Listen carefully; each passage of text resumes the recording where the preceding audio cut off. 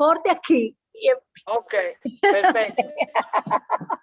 Señores, bienvenidos y a todas a esta reunión en el día de hoy sobre la fantástica, la fabulosa novela El año del verano que nunca llegó de William Ospina. Quiero recordarles, quiero hacerles 2 o 3 recordatorios, aprovechando la concurrencia y dándole un minutico a las personas que están entrando ahora.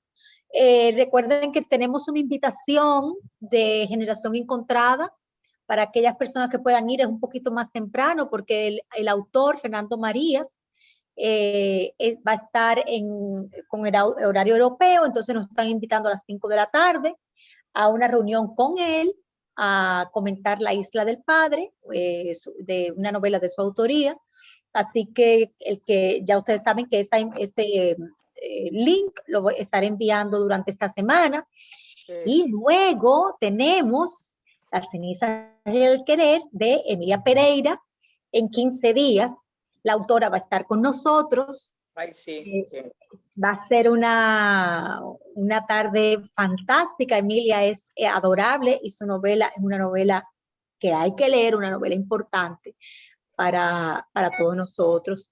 Y luego vendrá el ciclo, el módulo de Marcio Veloz Maggiolo, impartido por la doctora Delia Blanco. Ya eso va a ser un módulo ya cerrado con un compromiso económico, pero vamos a hacer igual como siempre, que Olga estará recibiendo las contribuciones y los links entonces se repartirán en su debido momento, pero ya los libros ustedes saben dónde adquirirlos. Son novelas cortas, no son muy largas, ninguna de las novelas que vamos a leer durante esta semana son muy largas, o sea que tenemos un tiempo para poder degustarla, disfrutarla y saborearlas, aprender y todo lo que nosotros en este grupo nos encanta hacer. Pues quiero dar inicio, ¿no?, a una breve introducción, digamos, de esta novela. Primero explicar que esta novela me la recomendó Ángela Hernández. Ya yo conocí al autor a través de sus ensayos y a través de unas charlas en el iFestival, que pudimos realmente disfrutar de él. Desde entonces sigo su columna en El Espectador, ese periódico colombiano tan bueno, con sus altas y sus bajas, pero realmente un periódico que es una voz importante de la intelectualidad colombiana. Y yo no puedo negar que soy una enamorada de William Ospina. O sea, punto y se acabó, para de contar y no voy a engañar a nadie. Esta novela vino entonces, como le contaba, recomendada por nuestra amiga Ángela, y fue una aventura leerla y comentarla con ella, y hoy me place compartirla con ustedes. Voy a hacer esta breve introducción, la escribí, ustedes saben que a mí no me gusta mucho improvisar, yo prefiero escribirlo y leer. Me salió sí otro pequeño Frankenstein, porque es una novela muy, digamos, con mucho contenido, muy rica, con muchas capas. Y traté de hacer una puesta en contexto que abriera la discusión, que abriera poner, ¿verdad?, esa energía para poder comentarla. Ojalá puedan apuntar las ideas que le lleguen en el momento, si estoy hablando, leyendo, perdón, algún tipo, si quieren refutar algún comentario de lo que he hecho, bienvenida sea. Aquí nadie tiene la verdad absoluta. Las opiniones que voy a dar son opiniones mías, o citaré opiniones de otros autores o del mismo autor. O sea que ojalá que se suscite una discusión como la que solemos tener este grupo de contertulios y contertulias. Pues William Ospina nació en Padua, Colombia, en 1954, haga usted la matemática, al pie del volcán Nevado de Tolima. Ha escrito más de 20 ensayos sobre temas tan diversos como el cambio climático. Él es un gran defensor de la ecología. El romanticismo, ha escrito mucho sobre el romanticismo europeo y americano, y sobre todo también, obviamente, ha dedicado muchas horas a escribir sobre la política de paz en Colombia.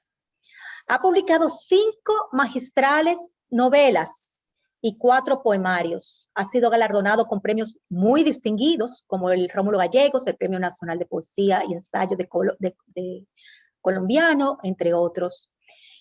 Como dije, ya es columnista en varios periódicos y revistas.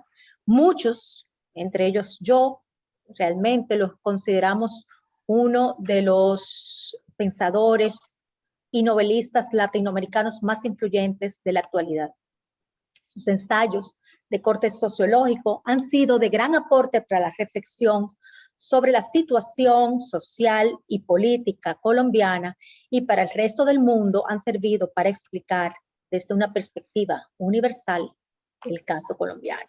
Sus novelas históricas, las que comprenden la trilogía, son aplaudidas por muchos y han contribuido a forjar la memoria histórica literaria del continente latinoamericano.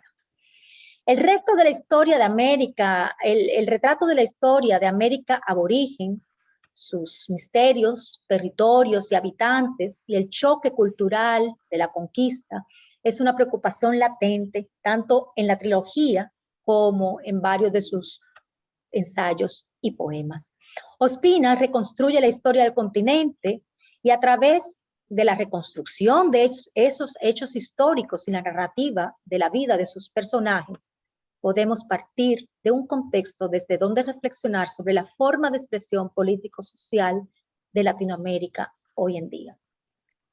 Después de más de 10 años de su vida escribiendo ese monumento literario de la trilogía, Ospina retorna a un tema que lo ha cautivado desde sus años de juventud, el romanticismo.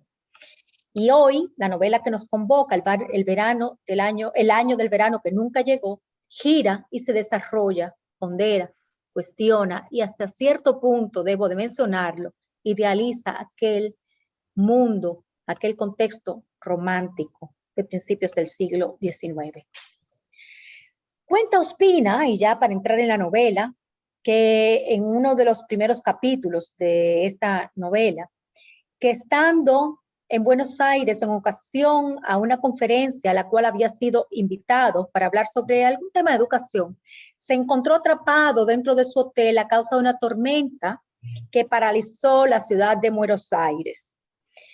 Ese involuntario encierro le permitió consultar le permitió esos minutos para consultar unos datos en internet, por ejemplo, cómo se escribía el nombre de Mary Wollstonecraft, la esposa de Percy Shelley, porque le iba a hablar de Percy Shelley en ese momento, ¿no? Y como pasa en esos tiempos que una empieza a consultar una cosa y termina consultando 10,000 cosas más, William Ospina terminó revisando todo aquel encuentro y esas vidas de los personajes de Villa Diodati.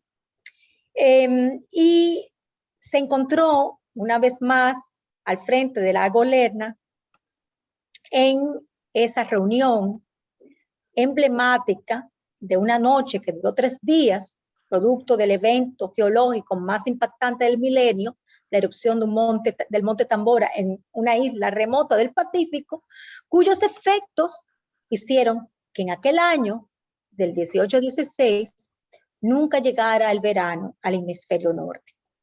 Cuando Ospina entró en la conciencia de que aquella noche larga, ese intempestivo invierno, habían sido decisivo, clave en el nacimiento de dos de los monstruos más emblemáticos de nuestro tiempo, Frankenstein y el vampiro, y que además los escritores que habían concebido estos monstruos lo hicieron a una edad en que apenas habían salido de la adolescencia, pues empezó a sentirse inquieto y a sentir que habían cosas de la historia que él debía contar. No.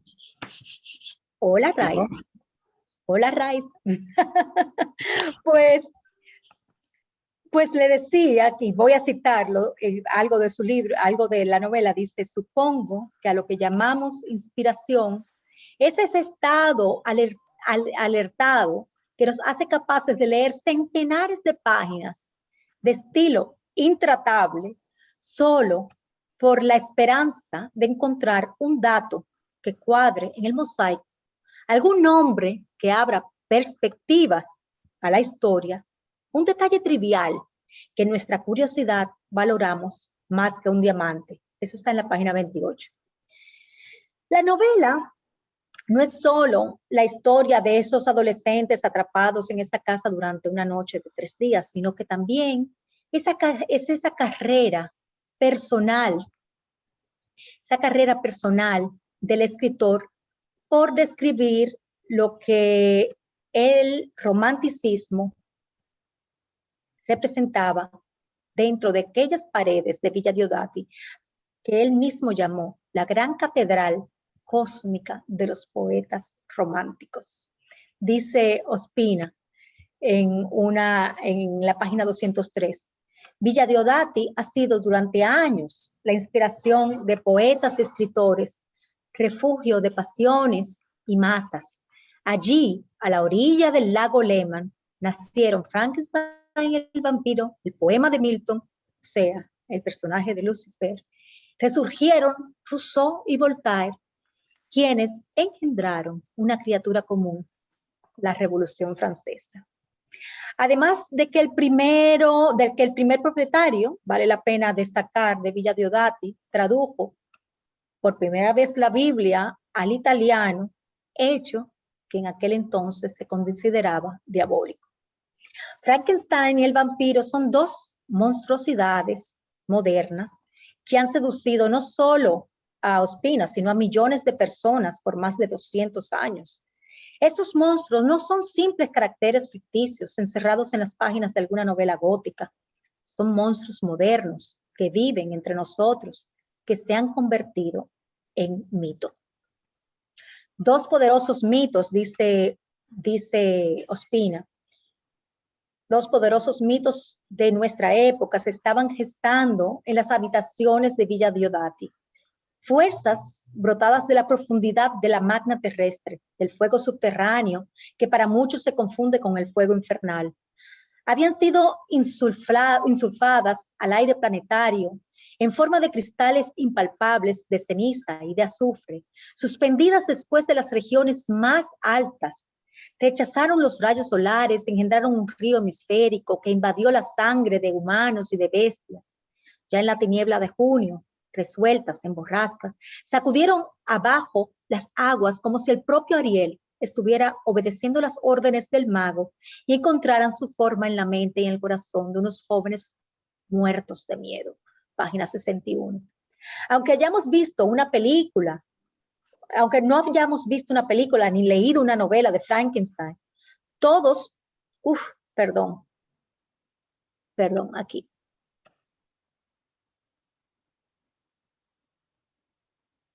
Déjeme, me perdí un poquito, como Hipólito.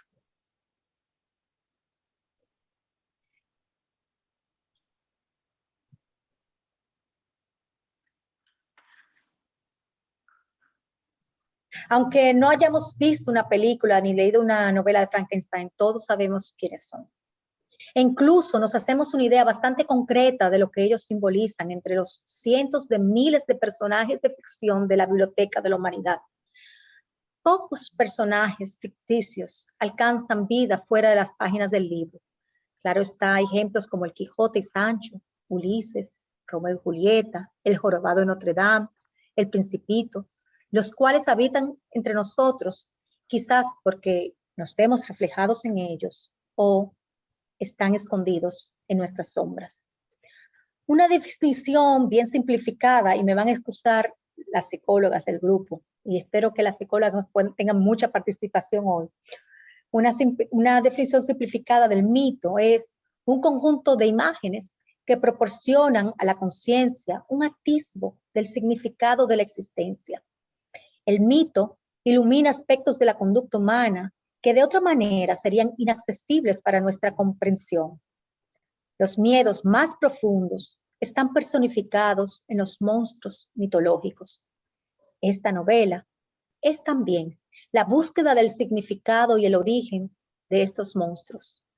La palabra monstruo viene del latín monstrare y esta a su vez se deriva del verbo monere, que significa advertir.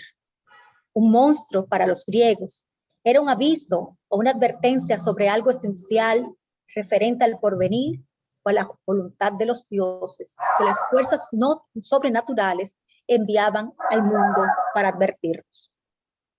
Originariamente la palabra mostrare se utilizaba para referirse a un portento de la naturaleza, pero muy especialmente a un ser deforme. La aparición de un monstruo era un aviso y de algo terrible que iba a suceder. ¿Qué tratan de mostrarnos Frankenstein y el vampiro? ¿Qué advertencia nos quieren hacer los dioses? ¿Cuáles son las claves para comprender la sombra oculta detrás de esta monstruosidad? El libro que se había ido formando, estoy citando en la página 224, en la mente de Mary desde la infancia, y estaba pues ese grabado de Blake con el espíritu blando sobre arcilla que despierta. Ya estaba el diálogo mudo de la niña con su propio nombre, tallado en un sepulcro, en el sepulcro de su madre. Ya estaba en la herencia solitaria que ella tenía para esa criatura.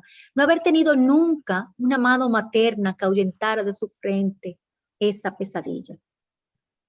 La zozobra, en la página 229, indudable que transmite esa criatura nacida de la imaginación de aquella muchacha.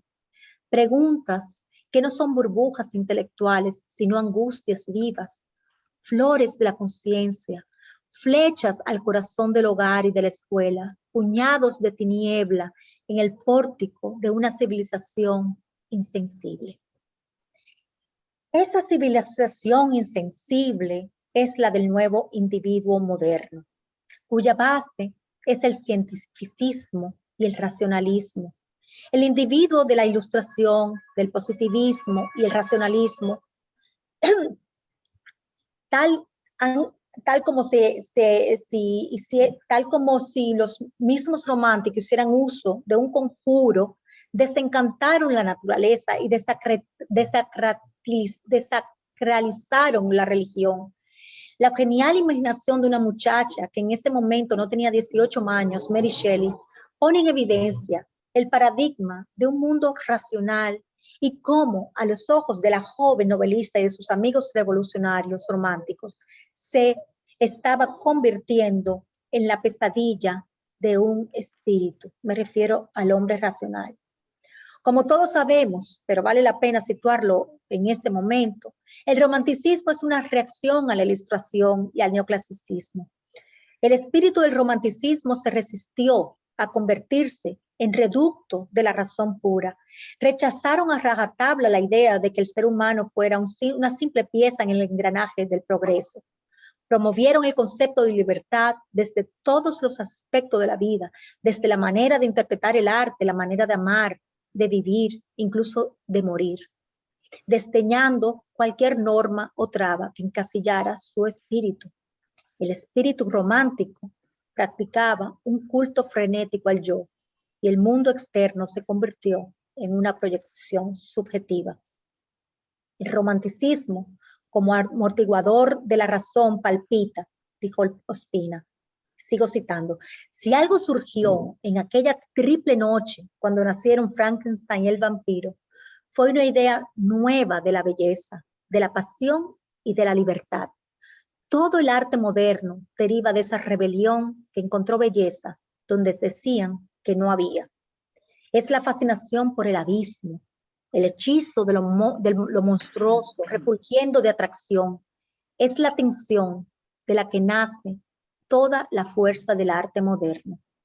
Frankenstein con sus preguntas sobre la existencia y la ciencia y el alma, y el vampiro con su metáfora de amor y muerte, de posesión y liberación en el secuestro, inauguran un nuevo reino.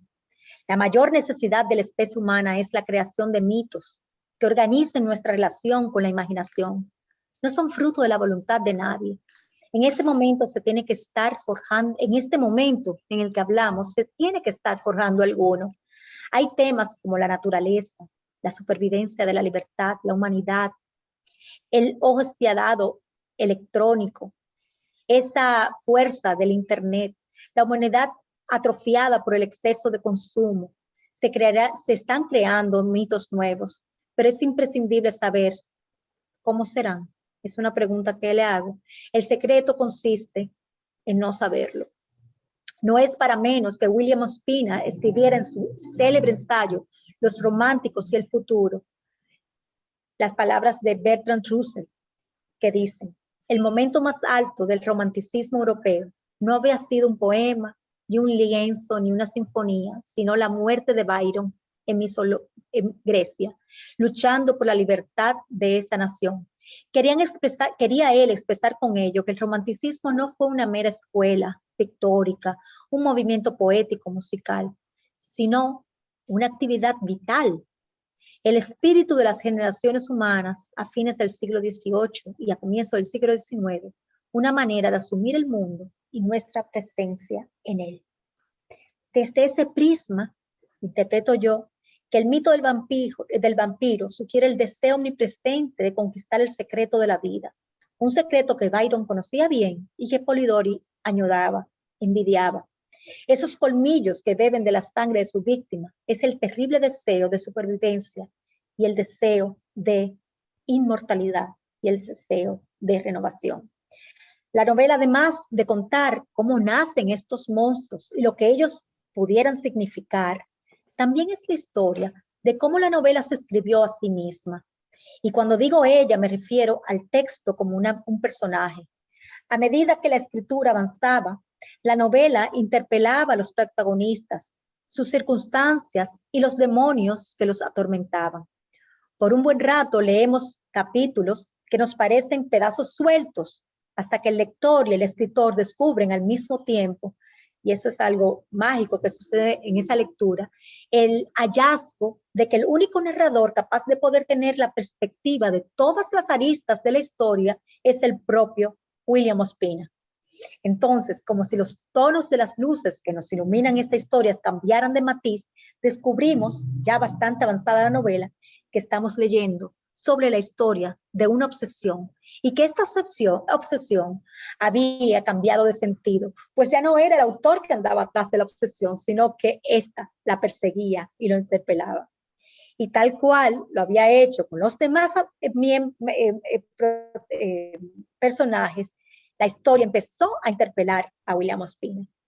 En la página 284 dice el narrador: siempre me pregunté hacia dónde me llevaba esta obsesión, qué era lo que estaba buscando con este rastreo desordenado de hechos, qué más parecían perseguirme.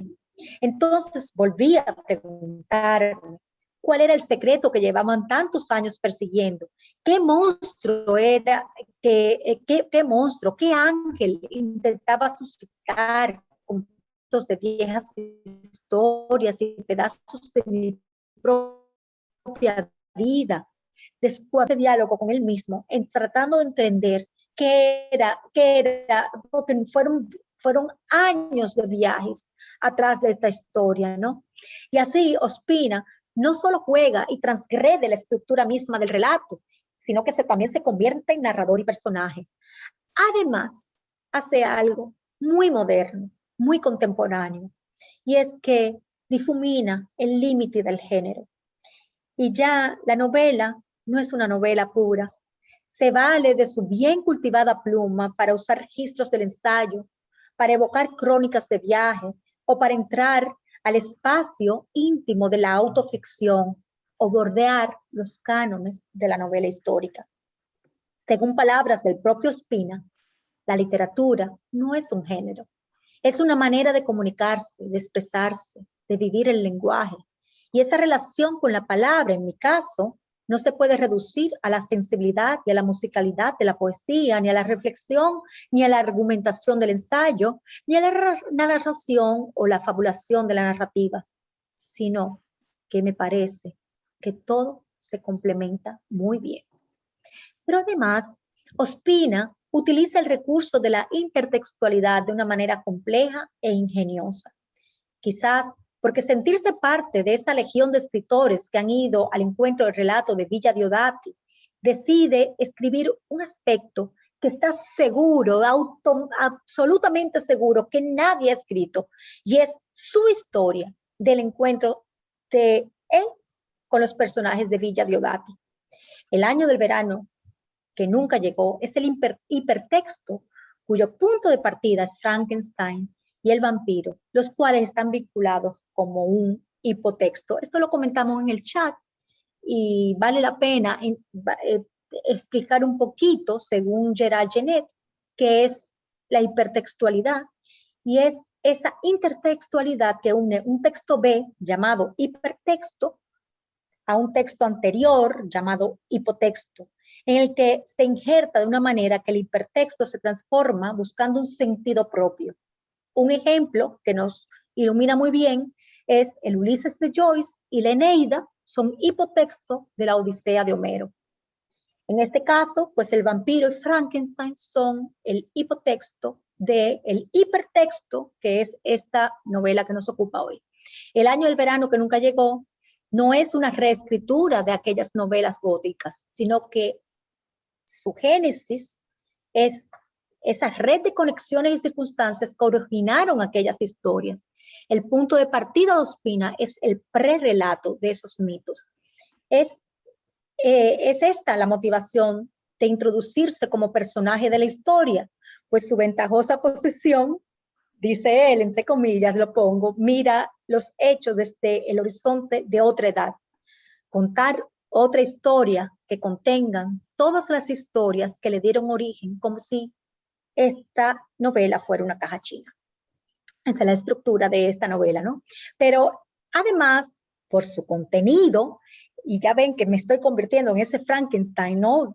Tratando de poner todas las lecturas dentro de algo, dentro de un solo texto. Esta novela, por su contenido, encierra grandes preguntas sobre, por ejemplo, ¿existe el azar y la casualidad? ¿Estará el mundo lleno de enlaces secretos y de caminos ocultos? ¿Es la naturaleza una fuerza que puede transformarnos? ¿Sucumbirá la humanidad ante el poder que emerge de la inteligencia artificial? ¿Quién es el responsable de establecer y hacer cumplir las normas y los límites éticos de la ciencia? ¿Los científicos o los usuarios? Esta y muchas son las preguntas que componen el caldo de cultivo donde probablemente hoy, en este momento, esté naciendo un nuevo monstruo. Pues pueden prender sus micrófonos.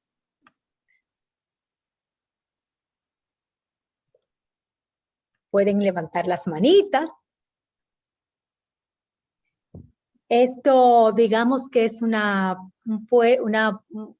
puse un poquito en contexto, ¿no? Lo que para mí significó leer esta novela, y yo estoy segura que deben haber muchas cosas más que se quedaron afuera. Traté de ser un poco concisa, pero se alargó mucho, yo lo sé, tengo un poquito de tiempo hablando, pero me gustaría escuchar los comentarios, las refutaciones, las preguntas, las respuestas, así que pueden levantar la manita.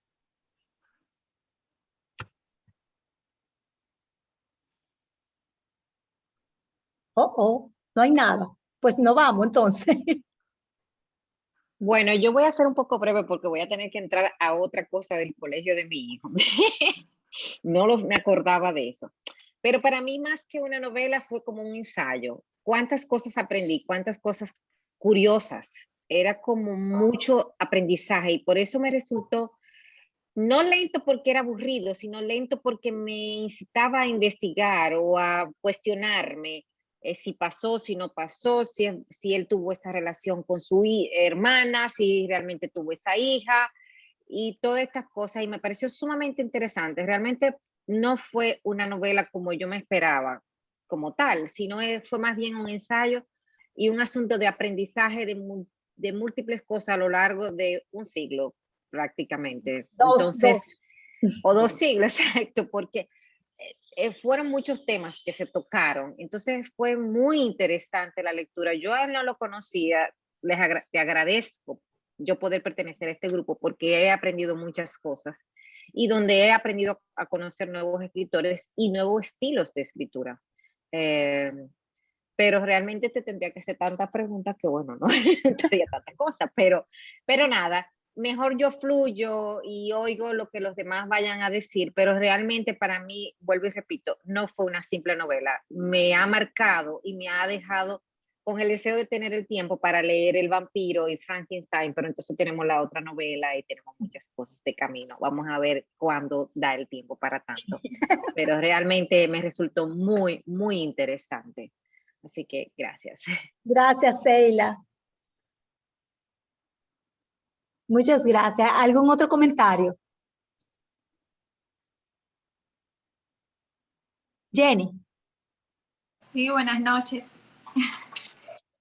A mí me pasó igual que Celia. Yo de hecho aún no he concluido el libro, voy por la página 167, pero es que leía un capítulo o 2 párrafos y tenía que detenerme e ir a buscar, y cuando venía a ver estaba sumida en otra historia y me alejaba de esto, entonces decía, no, espérate, que no es esto. A mí me ha resultado una genialidad, de verdad, la forma, la estructura que tiene este libro. Es como que él mismo se está contando su nacimiento. Es como que yo cuente cómo nací, cómo fui concebida. Yo lo vi así y a mí me ha parecido genial. Nos resta después de la lectura más lecturas, indagar de más escritores. Yo a ellos ya lo conocí, a Byron y a Shelley, pero me toca indagar un poquito más. Y nada, Qué bueno. la verdad que fascinada, muy, muy fascinada. Qué bueno, Jenny. Tengo la mano de Rosa Borrell. Adelante. Gracias, Yulisa. Muy bueno tu escrito, me encantó. Creo que nos los debería de mandar por mail para volverlo a leer y completar esa gran lectura que tú haces de Ospina. Yo creo que Ospina es una de las joyas contemporáneas de la literatura moderna latinoamericana. Yo he leído de él El país de la canela, que se lo recomiendo, que lo escribió en el 2008 y es el libro que ganó el premio Rómulo Gallegos. Y leí de él En busca de Bolívar, que es un libro publicado en el 2010. Y sigo de vez en cuando sus columnas periodísticas, pero sobre todo cuando escribe sobre Colombia y el proceso de paz. Eso siempre lo busco. A mí este hombre me ha parecido, este escritor, siempre en los libros que he leído, un escritor muy diáfano, muy obsesivo en todas sus novelas y particularmente en esta me ha parecido sumamente obsesivo. Y un investigador, un hombre muy claro en sus ideas, en su pensamiento, en su ideología, y un investigador nato.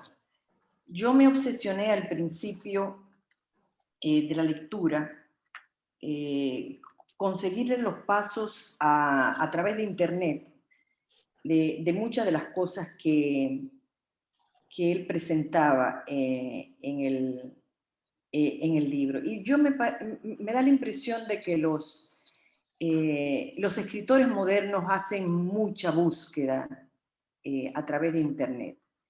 Y me di cuenta, buscando desde Villa Diodati, el volcán de Indonesia y su erupción del 14, la abadía de Nesquik, el hogar de Lord Byron, la escultura del gato de Johnson, de Hawks,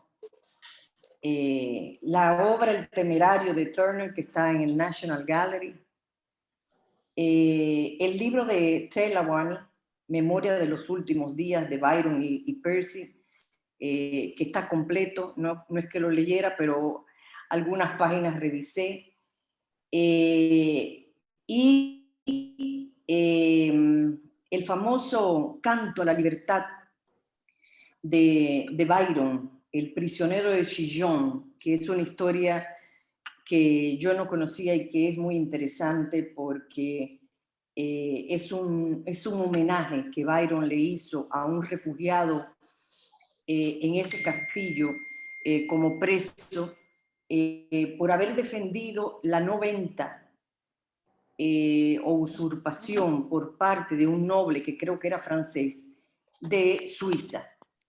Y ese señor más tarde se convirtió en uno de los grandes héroes de Suiza. Yo creo que hay muchas cosas de lo que él plantea en el libro y en todas esas caminatas que hace por las distintas calles que va desde Inglaterra, Ginebra, sus intentos con Italia, donde él va describiendo además todos los pasajes por donde va. Y me parece que lo importante de este libro es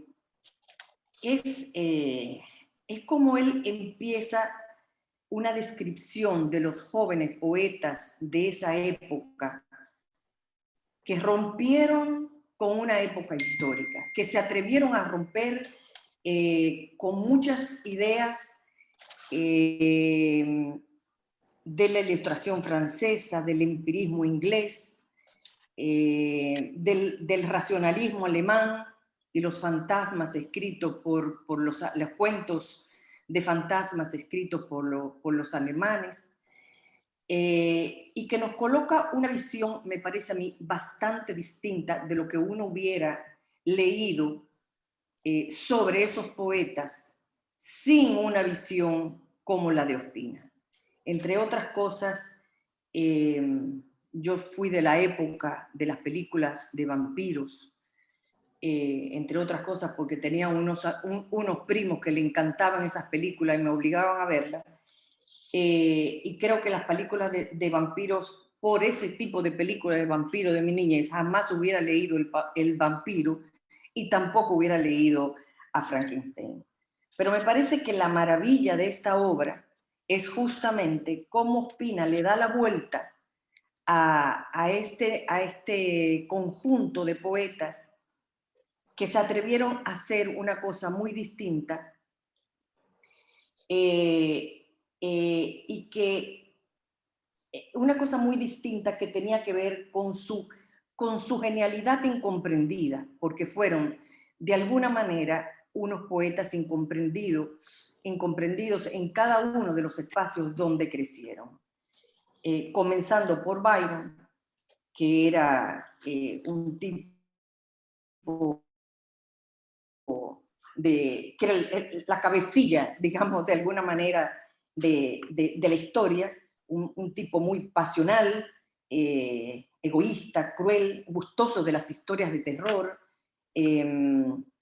y que justamente por esa reacción apasionada a lo que se escribía en la época y a las ideas de la época, sale al exilio. Además, un exilio marcado por esas fiestas libertinas que daba y por sus amores incestuosos, ¿no? Entonces, la conjugación que hace de las personalidades de esos poetas es muy interesante, porque si bien los poetas reunidos en Villa Diodati los une una relación de alguna manera intelectual, él hace una, digamos, de personalidades y del mundo de que venía. Por ejemplo, Percy venía también de esa alta esfera de los lores británicos, que era un humanista muy distinto a Byron, un tipo que lamentaba matar un mosquito, como decía Ospina, un vegetariano, un hombre delicado, dedicado al goce del pensamiento, y que de alguna manera lo único que le unía a Byron era tal vez su clase, pero no su pensamiento. Por otra parte... Sin embargo, fueron entrañables amigos. Eso no. Porque también es una historia de amistad. Claro, es una historia de amistad, porque ahí estaba Polidori que se fue detrás de Byron. Ya, bueno, esa era erótica, esa era una amistad erótica. Era una amistad erótica, pero de alguna manera era una relación muy fuerte y una relación de mucha admiración. Y por otro lado estaban las hermanas, Mary Clara, Clara y ¿no? Mary, sí. Clara y Mary. Y Mary, de alguna manera, es una chica intelectual porque nace en una casa de intelectuales fundamentalmente, en una casa anarquista. Hija de quien era, ¿no? Hija de quien era, de una feminista y un anarquista, y en una casa donde uno de los que frecuentaba era nada más y nada menos que William Blake, que ya vimos a William Blake cuando trabajamos a Olga, ¿no? Entonces, fueron unas hermanas que crecieron en la pasión de la inteligencia, en la pasión del arte, en la pasión de la pintura, en la pasión de la música, y mamaron eso desde muy temprano, ¿no?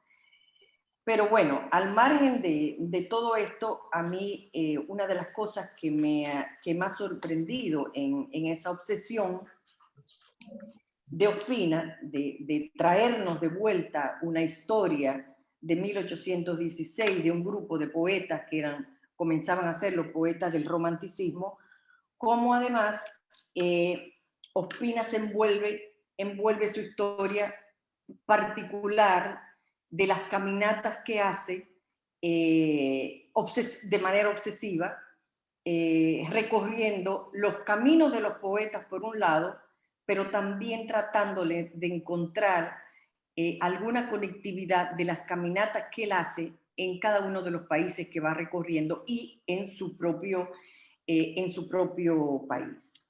Porque es que quizás atendiendo eso que tú dices, y fue algo que debía haberlo mencionado porque me llamó mucho la atención, y es que en la misma vivencia del Ospina, él quiere personificar ese espíritu romántico, ¿no? O sea, el viaje, esa búsqueda de la sensibilidad, esa conexión con lo luminoso, ¿no? No con lo racional, sino con lo que no podemos ver, con lo que es improbable, el azar, la casualidad. Entonces, esa es él en esta, yo creo que lo más autobiográfico de este personaje, narrador, es ese deseo de personificar un romántico del siglo XXI. O sea, retomar esos valores y hacerlos visible en una historia novelada. Yo creo también que esto de la obsesividad de sus caminatas, buscando la historia, pero también reencontrándose en cada historia, incluyendo a sus propios amigos, tiene también que ver con un método, y él en algún momento lo dice claro cuando retoma Lorca y dice, Lorca decía que todo es a la vez relato de viajes, es autobiografía, es crónica política, son cuadros históricos, son versos de amor, y él de alguna manera también concluye que hasta los azares de mi vida cotidiana me parecían cargadas de intencionalidad. Es decir, toda esa obsesión que él tiene por buscar más información, que ya yo además me preguntaba, pero ¿qué información vas a encontrar? Dos décadas, no, dos siglos. Dos siglos después, ¿qué datos más vas a encontrar además de lo que ya están escritos? De alguna manera me parecía a mí que lo que él trataba de encontrar era algo emocional que los ligara más a esas calles por donde pasaban los poetas, a esos lugares donde vivieron, bueno, a esos lugares donde salieron los poetas de sus casas originales. Bueno, y finalmente yo pienso que a Byron y a Ospina los une además algo parecido en un aspecto. La tarea de poetizar de Byron y la tarea de la novela de Ospina, su propia vida, los une su propia vida, sus experiencias, sus viajes, sus pensamientos. En el caso de Byron, sus amores; en el caso de Ospina, creo que sus amores en este caso eran sus amigos. Y yo creo que en ese sentido hay una conjunción también de dos historias un poco similares. Bueno, esto más o menos quería decir sobre lo que entendí de esta novela. Y bueno, me queda pendiente, ya después de que yo creo que eso fue lo que de alguna manera recupero de la novela, me queda pendiente el leer El vampiro y el Frankenstein, ya con otra idea muy distinta de la que yo tuve en mi niñez sobre los vampiros y Frankenstein. Yo, como experiencia personal, puedo decirles que fue luminoso. Y, a ver, hay lecturas que caducan y vuelven a resurgir por algún motivo, ¿no? Cuando lean Frankenstein, se van a dar cuenta de que todas las problemáticas y todos los cuestionamientos de hoy en día acerca de lo que nos hacemos los seres humanos, que estamos preocupados, ¿no? De alguna manera por el progreso, ¿no? Están en el Frankenstein o el nuevo Prometeo. Es un cuestionamiento a ese deseo del hombre de dar vida a la carne, de inmortalidad, y de tomar en sus manos aquello que le pertenece a la creación, ¿no? O sea, ese sentirnos creador. Entonces, yo estoy absolutamente segura que el que retome ahora, el que lea, que creo que es una intención muy explícita de Ospina, el que retome esas dos lecturas en estos momentos, después de leer a Ospina y vivir en el mundo que vivimos, la va a abordar de una manera distinta y con mucho más profundidad. Bueno, tenemos dos... Y no tanto como monstruo, sino como un monstruo humanizado. Claro, porque hay algo importante que él refiere, y él decía que que él encontraba que él entendió la confusión inocente de la humanidad, ¿no? De los lectores, de ponerle nombre de Frankenstein al monstruo. Cuando Frankenstein es el creador del monstruo. Ese capítulo yo creo que leer ese capítulo ya, con eso ya uno puede acostarse a dormir. Entonces, exactamente. Claro, entonces el laboratorio de Frankenstein se llama, yo creo. Pues, pueden leerlo de nuevo, ¿no? En ese sentido. Entonces, ¿cómo verdaderamente la conciencia colectiva es tan sabia que lo monstruoso no es la creación de Frankenstein? Es el que quiere ser Dios, ¿no? Actuar como creador de su propia carne, ¿no? Entonces, yo creo que hay mucha tela que cortar, pero yo no quiero seguir hablando porque tengo dos manitas y Penélope primero y luego doña Lisset, y pueden seguir levantando las manos, ¿no? Penélope, ¿te fuiste? No, estoy aquí. Lo que pasa es que me oyen. ¿Me sí, te oímos. Lo que pasa es que se me descargó el iPad y entonces estoy usando el iPhone y ahí mismo tengo las notas. O sea que tengo que bandearme entre las notas y entrarme al Zoom y hacer las dos cosas al mismo tiempo. Bien, pero que somos tecnológicos. Bueno, ya tú sabes. Hablando de tecnología, en este Pozo Insondable, que es este texto de Ospina, que yo no quiero ni siquiera llamarlo novela, porque para mí ha sido como un pozo insondable, donde mientras tú más te entras, como dice Rosa, uno también se pone como un poco obsesivo.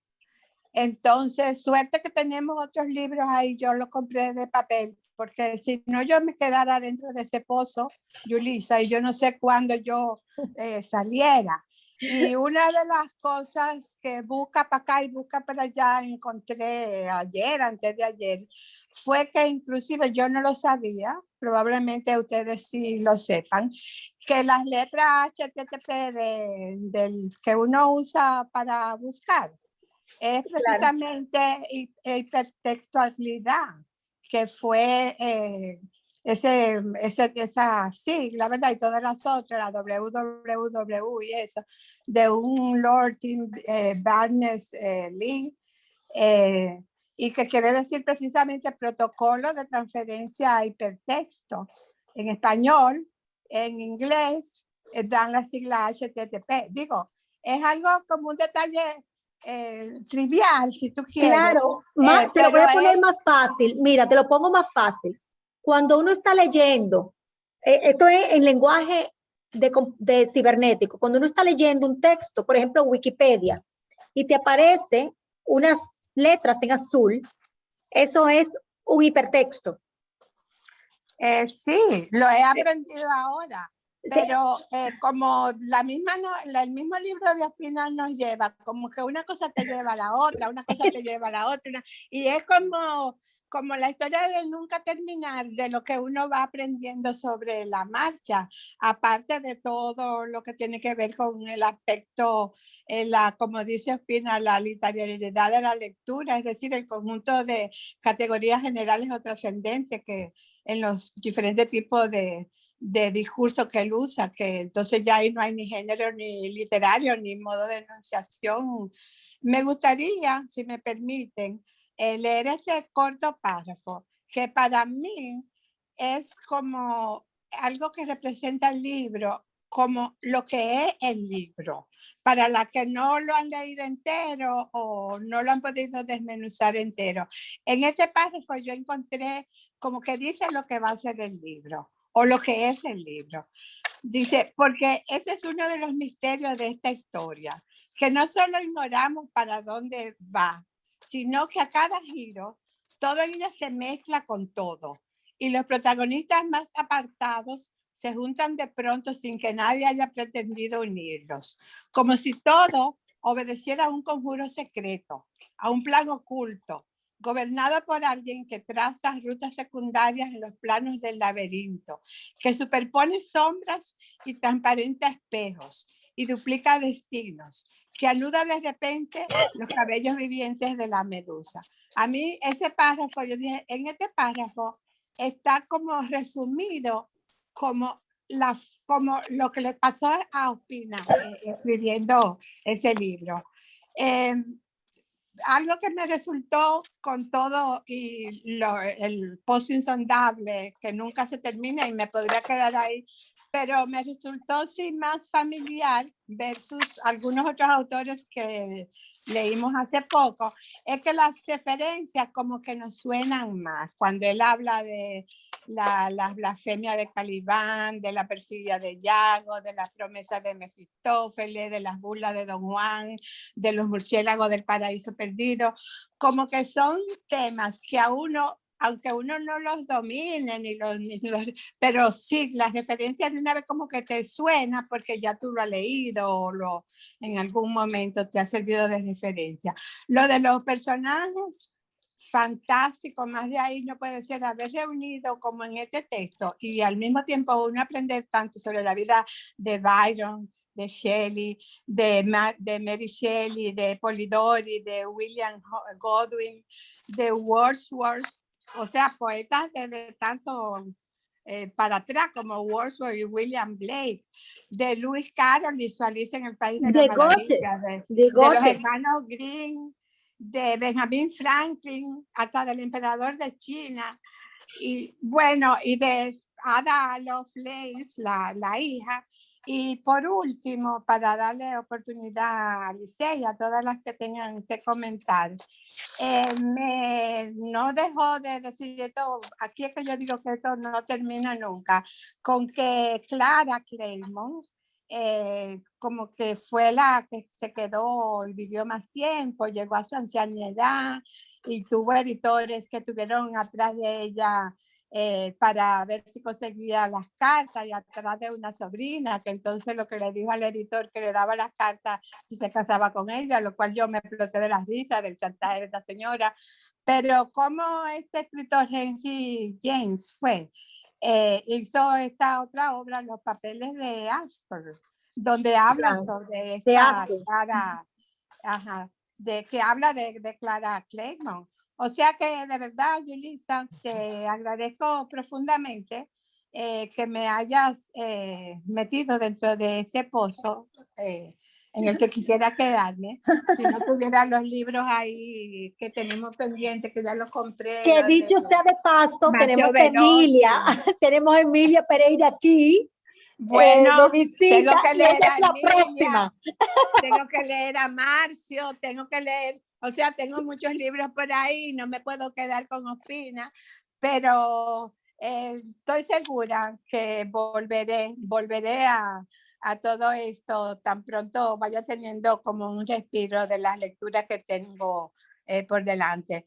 Gracias, Yulisa, de verdad que fue una idea que por lo menos para mí ha sido conocer un mundo del que yo desconocía, o sea, a él como escritor, y de ver los pasos y como de lo que hay que fajarse para tú escribir un libro así, lo que hay que investigar, porque claro, es como los palimpsestos de Ospina y lo que él escribe y reescribe de lo que ha sido su trayectoria como escritor, pero indudablemente le tengo una admiración increíble que no solamente es cuestión de talento, sino también a la dedicación de este autor y el legado que nos ha dejado. Haciéndonos retroceder hasta ese año 1816 y todo lo que pasó, que parece increíble, pero que lo grande es que cuando tú te marches a la red, precisamente tú encuentras que sí, que todo eso pasó. Todo eso pasó, o sea, él lo adorna y lo pone bonito, a veces lo pone hasta un poco chistoso, pero realmente es una historia, son historias reales lo que él está contando. Por eso no lo llamo novela, lo llamo hipertexto, el hipertexto de Ospina. Muchas gracias. Excelente. Muchas gracias. Gracias, Penélope, por los aportes. Pues tenemos a doña Lisette seguida a la licenciada Billy. Con muchísimo gusto. Tengo que felicitar a todo el que me ha precedido y sobre todo a nuestra presentadora. Nuestra presentadora ha sido genial. Ha escrito un ensayo sobre algo que es casi un ensayo, porque déjame decir, yo lo que yo pienso es, yo disfruté de esta novela, no disfruté solamente, no, yo me quedé fascinada, pero me quedé fascinada no por su estilo narrativo, que conste, no me quedé tan fascinada como me quedé con Mircea Cartarescu. Ese es un narrador nato, con poesía envuelta y todo esto. Este es un señor ensayista hasta el grado máximo. Sus ensayos son magnánimos y él no se puede despegar del ensayista que es. Él es un Montaigne moderno. Verdaderamente eso me pareció. Es un señor que intertextualiza todo lo que hace, todo aquí hay referencias, señores, hasta de las personas que vivían alrededor del lago Le Mans. Ese señor habla de Madame de Staël, de la cual yo menciono en mi otra novela, que ustedes saben que fue una de las grandes saloneras de esa época, y Madame de Staël tenía un castillo. Entonces, él hasta de eso habla, señores. Él es ¿cómo les puedo decir? Un flaneur también, porque es un hombre que deambula por el mundo entero, lo viven invitando por lo grande que es, porque es brillantísimo, es un intelectual absolutamente enciclopédico, es un hombre que engloba todos los conoceres, habló de ciencia, habló de astrología, habló de literatura hasta más no poder. Pero fíjense que en este caso, él ha escogido de los románticos ingleses, que fueron los más grandes románticos de toda Europa y de todo el mundo, fueron los ingleses. Escogió justamente a Byron y a Shelley, que son los dos prototipos del verdadero escritor romántico. Byron, el monstruo genial, el monstruo que atraía a todas las mujeres y hasta a los hombres inclusive. Era un depravado, completamente depravado, cruel. No, libertino. Libertino. Usemos el lenguaje de la época, libertino. Como tú lo digas, a mí me fascina el romanticismo, yo soy una romántica por naturaleza, pero encuentro que Ospina no es nada romántico, para nada romántico. Ospina es muy moderno. Por lo demás, me parece que es un relato de viajes, es un ensayo totalmente, y es todo eso lo que ustedes dijeron de hipertexto y de intertextualidad. Ahí se ve, hemos mencionado todo, pero verdaderamente me quedé anclada con el libro durante una semana y lo tengo rayado entero y busqué cuánta palabra no conocía, porque fue un libro de aprendizaje. Para mí fue un libro de aprendizaje, a pesar de conocer toda esa época por mis estudios, porque y conozco a los románticos franceses, pero verdaderamente ahí empezó todo el romanticismo. Empezó con los alemanes en realidad, pero los ingleses lo hicieron como nadie. No voy a entrar ¿cómo les puedo decir? En detalles sobre nada, porque ya ustedes lo abarcaron casi todo, pero simplemente fue eso que dije. Para mí, Shelley era un santo libre. Un santo libre, que no le importaba morirse. Y es más, se tiró a la bahía ¿cómo se llama, Yulisa? La bahía Molly No, Holly, no, por favor, ayúdame. la bahía no, donde iba, Italia. esa misma, esa. Ok, Grecia, porque la de Grecia. Polidori fue no me acuerdo de los nombres porque no hice ninguna nota, pero Polidori se tiró también y se dejó morir. O sea, toda esa gente verdaderamente eran suicidas, porque no les importaba, era el yo, era la libertad de pensamiento. Pero Byron, además de libertad de pensamiento, era libertino, como bien tú dices, Yulisa. Yo creo que más experiencia de lo que cogí con este libro no pude haber cogido con ningún otro. Y me parece que verdaderamente es un genio William. Miren, yo traté de leer La serpiente sin ojos y no pude seguir de las primeras 10 páginas. Porque pero lo vamos a hacer, lo vamos a hacer. Ojalá. Esa serpiente sin ojos me tiene a mí sin ojos, sí, de verdad. Gracias, chica, muchas gracias. Gracias, doña Lice. Pues el turno va como sigue, Billy y luego Emilia Pereira, que nos está visitando durante el día de hoy. Hola, Billy. Hola, yo soy más bien una psicóloga, no sé mucho de literatura y la verdad que yo les doy las gracias a todas ustedes que me están enseñando muchísimo. El libro yo lo tenía que echar para adelante, echar para atrás, no le di tanta interpretación literaria que tal vez voy a comenzarlo a hacer con ustedes. Me encantó la forma como ese señor Ospina, que nunca lo había leído, mis lecturas son más bien norteamericanas, entonces es una cosa totalmente diferente. Parecería como si uno estuviera al lado de él te invita a creerte que tú eres parte como de la maleta de lo que él hace, y ese desglose de personalidades, como es en mi profesión, me encantó cómo él lleva toda la parte real, geográfica, pero al mismo tiempo social, de dónde vienen y cómo va describiendo, aunque no es un psicólogo, ¿no, verdad?, las personalidades de muchos de ellos. Como dijeron, casi todos son suicidas. Yo lo que pienso es que ellos eran realmente no le tenían miedo al cambio y parecería como que tenían que seguir descubriendo todos los días algo nuevo. Y es interesante la parte donde en la página 220 habla de cómo la mujer tiene un papel protagónico en la creación, que parece un paralelismo de la Virgen de la Virgen que concibe sin hombre, tú ves. Entonces esa parte humildemente a mí me gustó mucho.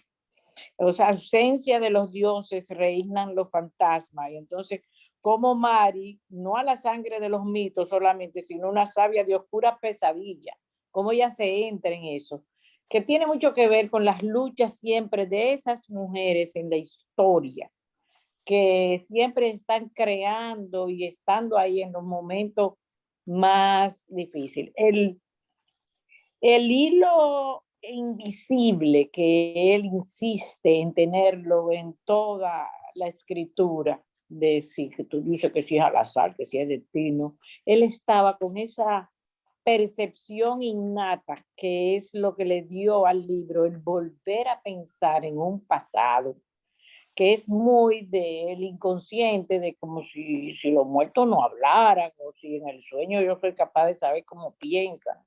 Y yo creo que él entraba y salía mucho de ese pensar y querer describir muy bien toda la situación. Me encontraba que se refugiaba mucho en lo obsesivo de detalles, pero yo creo que era como una forma también de llevarnos a que todos los detalles también son un hilo invisible que nos dan como un mapa de cómo seguir. Yo soy muy atrevida, pero ustedes saben muchísimo de Byron, de toda esa gente, y yo lo leí como una inocente muchachita muy buena que gocé un mundo, y que es verdad que su método a mí me impactó. Es lo primero que puedo decir. Fue un gran impacto y muchas gracias por todo lo que he aprendido con ustedes. Gracias, Billy. Okay. Emilia, ¿cómo estás? Bienvenida. Un segundito, Yula, perdón. Sí. Hola, Billy, te quiero mucho, me alegro que estés aquí. Es Marianela. Ella te está viendo. Pues, Emilia, ¿cómo estás, querida? No te oímos. Hello. Ay, Emilia. No se oye, ¿no? Y no tiene, y tiene quitado el... Emilia. Emilia, si puedes mandar un chat, a ver si nos estás escuchando.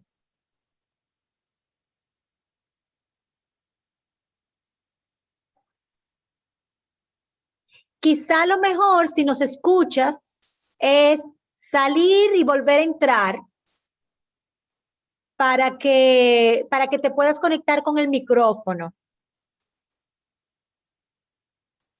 Ok, de acuerdo, un momento, perfecto. Vamos a darle un chancecito a que Emilia salga y entre.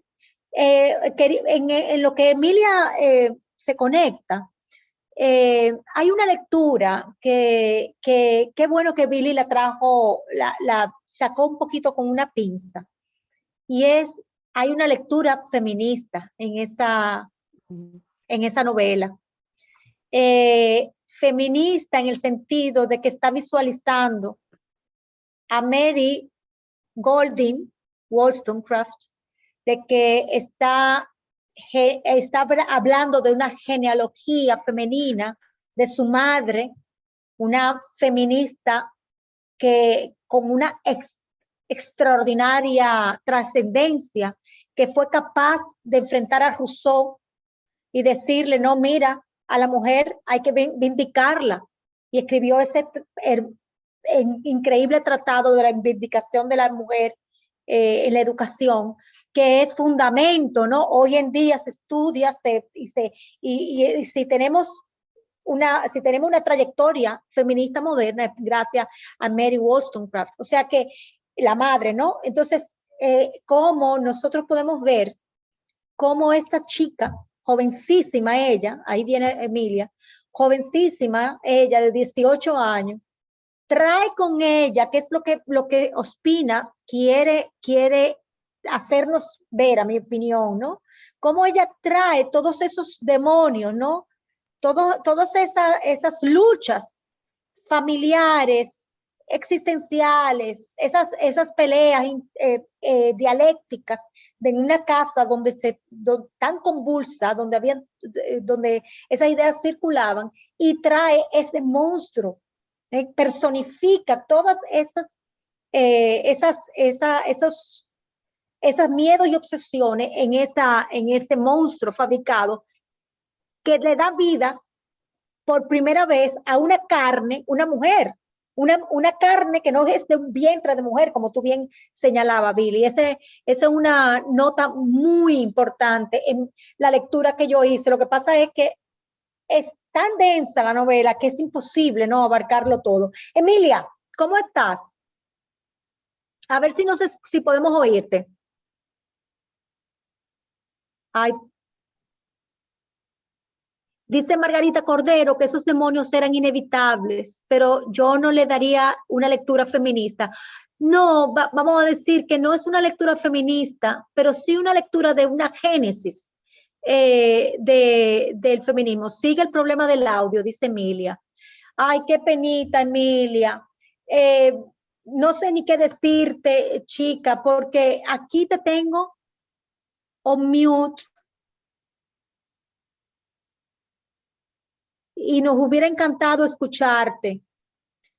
Quizás si lo escribes, cualquier opinión, pues yo la puedo transmitir. Y qué pena porque para nosotros es muy importante escuchar tu opinión. No sé si otra persona quiere, quizá Margarita, que para agotar ese tema, no sé si quiere quieren abundar un poquito en lo que, a ver si Emilia le da un poquito al teclado. Dice Emilia, disculpe, quería saludarlas y comentarle que Ospina es fabuloso y que no dejen de leer sus novelas históricas. Es la primera vez que tengo problema de sonido. Sí, así es. Bueno, sabemos que Emilia, reconocer al autor como un gran novelista de novelas históricas es importante, ya que Emilia, ese es el género que domina, ¿no? Emilia, vamos a esperar que que en 15 días tu problema esté solucionado para que tengamos la más fabulosa de todas los encuentros contigo. Así que nada, ya tú sabes. A la señora Emilia, si ella tiene unos audífonos, un hands-free, y lo puede conectar, a veces funciona. Con el micrófono del hands-free, a veces entonces se soluciona el ya. Bueno, Emilia, si quieres hacer la prueba, pues ya tú sabes, conectarte con unos micrófonos. Margarita, veo que escribiste algo. Que no tienes hands-free, sí. Bueno, pero ya tú sabes, Emilia, gracias por entrar. Dice Margarita que también yo tengo problema con el sonido. Ay, qué pena. Ok, pues qué bueno que aportaste, y si tienes algún comentario, Margarita, que hacer por el chat, pues bienvenida. ¿Tenemos algún otro comentario, opinión, pregunta? Doña Ramonina, ¿y usted no va a dejar así? Yo no puedo creer que doña Ramonina no va a decir algo. Fíjate lo que pasa, que yo no terminé de leer el libro, entonces, tú sabes. No importa, diga hasta ahora. No, ¿Cómo va la cosa? es que me falta bastante, y entonces no quisiera, tú sabes, como, ¿verdad? Dejar, porque pienso que ya al final hay algunos nudos que se desatan. Sí considero como Margarita que la novela de Ospina no es la novela, o como se la ha querido llamar algunas, no es feminista. El narrador asume con esto del determinismo, con esto del azar, asume un poco también, y eso en todas las partes, la visión del romanticismo, es decir, no racionalista. Entonces, él hace mucho énfasis en el azar para la creación, el determinismo de esa villa, etcétera, etcétera. Y él mismo se convierte, es decir, como narrador, que no es el autor, se convierte en una perspectiva romántica. Pero cuando hablamos romántica, el romanticismo, tal como tú lo explicaste muy bien, que hiciste una exposición que yo te diría que por favor la publicaras. Sí. Sí, eso es un aporte que yo creo que debes de trabajar. También hay una cantidad es decir, de intertextualidad. Hay algún capítulo que yo vi como 5 o 6 referencias de otros autores. 5 o 6 es mucho, porque los capítulos apenas tienen 3 paginitas. Ahora, la pregunta está en qué medida, la pregunta que está con todas esas referencias a Coleridge, a muchísimos autores, es si él lo transforma o lo modifica, o cómo le da un giro al incluirlo en la intertextualidad. Eso todavía no, ese sería por ejemplo, todavía, por eso no quería intervenir, que yo quizás me haría, porque la intertextualidad, el valor de ella no es solamente una referencia, digamos, a lo leído, lo visto en términos artísticos, sino en una capacidad de interactuar con ella y darle un giro u otra significación. Yo creo que tú dijiste un poco esto. Por ejemplo, el capítulo, para llamarlo así, o el fragmento, para llamarlo así, número 24, de las 3 jovencitas ¿no? Hay unas, es decir, Propercio, Virgilio, Dante, Shakespeare, también Rimbaud, que Rimbaud sí realmente transforma el amor. Entonces Cordelia, Ondina, y finalmente, gracias a la memoria mía, que yo digo, pero bueno, no está tan mala, que es una referencia en el último caso de un verso de un soneto de John Milton, el En poeta este oscuro mundo barroco. inmerso. Exacto. Entonces, realmente, y antes había sido de Cornelia, de Ondina, que viene de la mitología. Cornelia, que viene precisamente, es un personaje de, como todos ustedes saben, del Rey Lear de Shakespeare, que entonces también tiene un serio problema de padre e hija. Entonces, Incesto. de padre a hija, porque él le hace una pregunta a las hijas, ella no le responde como que si la ama mucho y la desheredó a Cornelia, y entonces hay toda una trama con respecto a esto, fabuloso, porque el Rey Lear es algo que puede ameritar y que amerita muchas interpretaciones. Entonces, ¿en qué medida esas intertextualidades es para o citar, por lo menos en Ondina y Cornelia, para mí es una cita intelectual y académica, pero yo me pregunto, esta de Milton, por eso que no ha avanzado mucho, habría que protegerla a las chicas en este oscuro mundo inmenso. Entonces ahí habría posiblemente quizás una relación o un giro con respecto, o una reubicación, una reconstrucción, un trabajo del famoso soneto de Milton, de John Milton. Es de manera tal que luego también hay la cuestión del horror, lo horroroso y el amor. Hay esa relación construida, hay esa relación del monstruo y la muerte.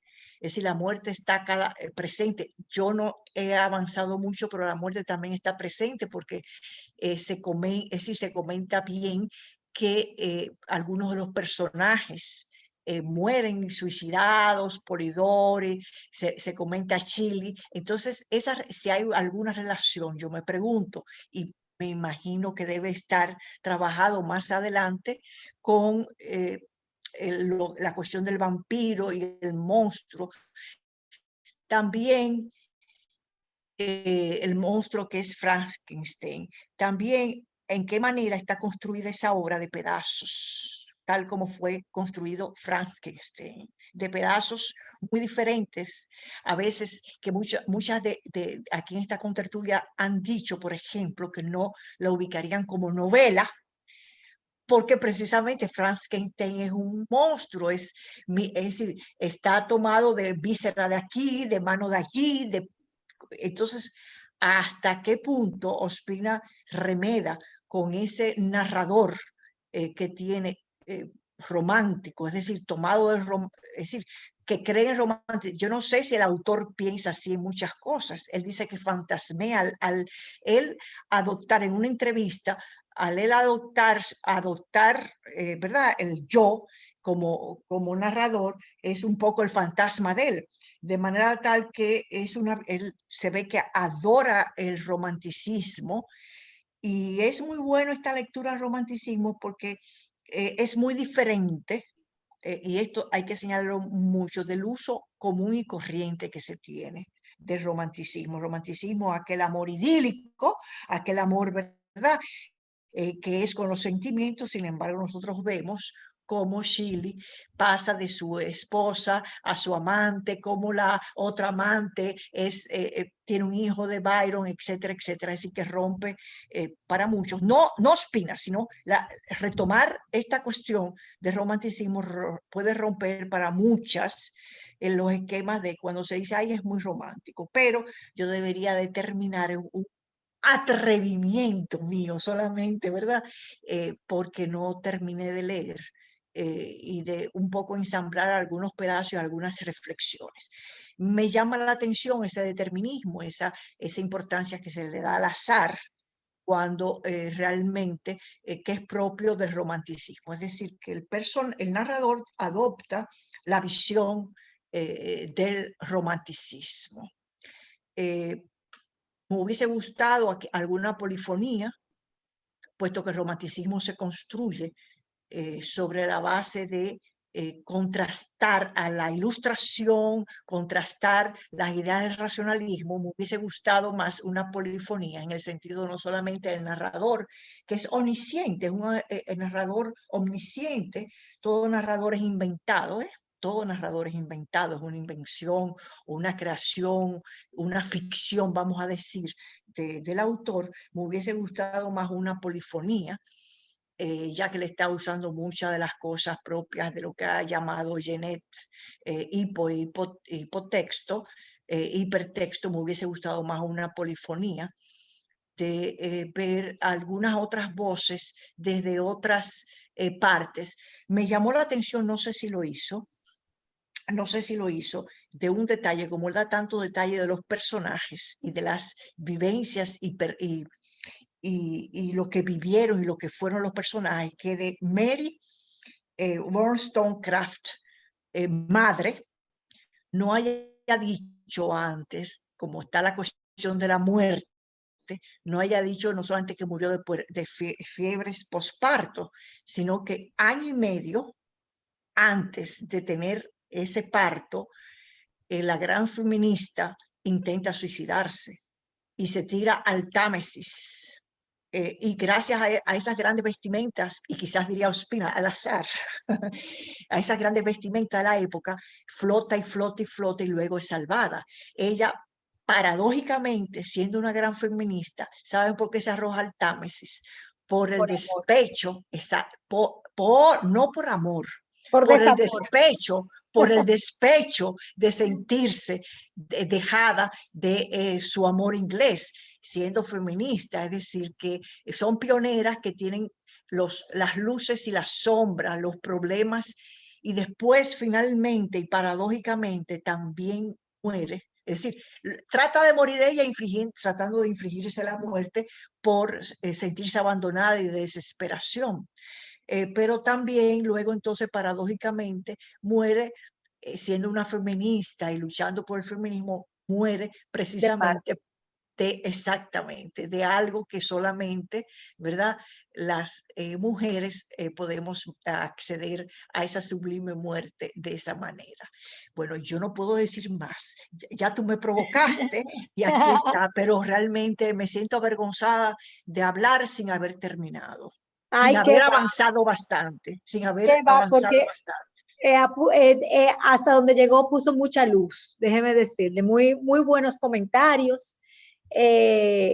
Yo no sé, yo creo que no, que esa parte de la vida, yo he leído tanto de Mary Wollstonecraft que ahora yo no sé si esa parte sale en el libro, me la soñé o la leí en otros lados.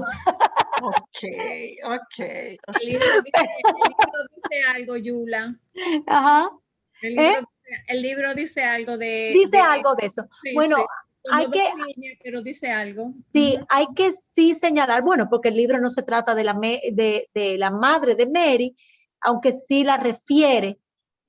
Lo que sí es hay un aspecto del espíritu romántico, del alma romántica, y es la melancolía. Y la muerte, o sea, era un ideal, aunque suene feo decirlo, ¿no? No, lo era, no, feo no, era así. Con Werther se murieron muchos, se mataron muchos, se suicidaron muchos. Claro, era un ideal morir suicidado, o sea, la muerte violenta a destiempo, ya sea en la guerra, en un naufragio. Fíjense que Percy muere en un naufragio, el otro muere suicidado, el otro muere en una guerra. Esas muertes violentas, jóvenes, era la muerte ideal para un alma romántica. Entonces, hay ese componente, ¿no? De quizá lo único que William Ospina no es romántico, en que ya repasó quizá los 60 años y ya joven no se va a poder morir. Pero sí, ese afán de ese individuo, de ver, eso sí es importante, de ver en la naturaleza, la subjetividad, ¿no? Del yo, ese deseo de vivir la vida con esa intensidad, ese deseo de romper los cánones, y mirar hacia, y eso se ve mucho en las novelas, quien ha leído las novelas, la trilogía, puede notarlo, volver a las raíces luminosas del origen, ¿no? Del origen amerindio. Entonces, toda la magia, todos esos espíritus que nos habitan, ¿no? Que no necesariamente vienen dados por el establishment eclesiástico, sino ese espíritu que está en la naturaleza está también idealizado en los románticos. Y entonces Ospina lo retoma desde una visión del siglo XXI y cuestiona, ya yo estoy hablando de su pensamiento, ¿no? Cuestiona el uso que el ser humano está dándole a los recursos naturales y nos interpela y nos dice, pero hasta dónde. Hay un ensayo hermosísimo y muy contundente que se llama ay Dios mío, mi memoria, Paremos el Mundo, o Alto el Mundo, algo así, después le mando, donde él nos va llevando hacia donde estamos nosotros llevando, estirando la goma, la liga de los recursos naturales. Entonces él es un ecologista verdaderamente. Entonces es un nuevo romántico, vamos a decirle que sí, que probablemente si existe ese movimiento, él debería ser el precursor o la cabecilla, ¿no? Bueno, señores, yo creo que hemos abordado muchísimos aspectos de la novela. Yo quiero, doña Lisette tiene algo, yo le voy a permitir la palabra, déjeme. Una sola cosa, quiero Sí. decir que la hija de Byron, Ada Lovelace, Sí. Lovelace, no sé cómo se pronuncia, no lo había oído, Lovelace, qué sé yo, fue la primera, la creadora del primer ordenador, la idea del primer ordenador, o sea, una científica genial. O sea que ese hombre dio una genial, otro genio igual que él. Pero nada, óiganme, Polidori fue el que escribió, por supuesto, El vampiro, pero este hombre era tan malo y tan egoísta que hizo creer que fue él y por muchísimo tiempo hasta que después lo aclaró. Y punto y aparte se acabó para mí. Fue una conveniencia, un error muy conveniente. Bueno, señores, pues muchísimas gracias por su asistencia. Gracias por aceptar esta lectura y nos vemos en 15 días con Emilia Pereira y su novela Cenizas del Querer. Gracias, un abrazo y muchas gracias por todos los comentarios. Gracias. Gracias, Yulisa, muchas gracias. Gracias. Gracias. Buenas noches. Buenas noches.